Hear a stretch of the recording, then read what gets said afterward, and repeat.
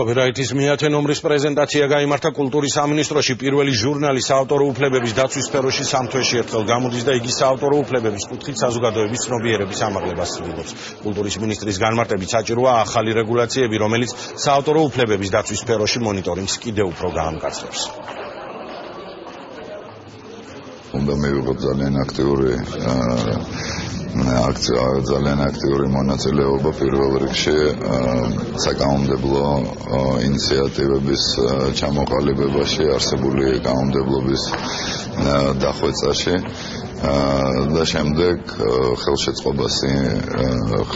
ხელშეწყობაში იმისი, რომ ყველამ გაითავისოს ეს თამაშის წესები და ყველამ დაიცვას. ნომერს დაემატა ახალი რუბრიკა დიზაინ თბილისი, სადაც საუბარია თბილისში არსებული ახალი არქიტექტურული ნაგებობების და სივრცეების შესახებ.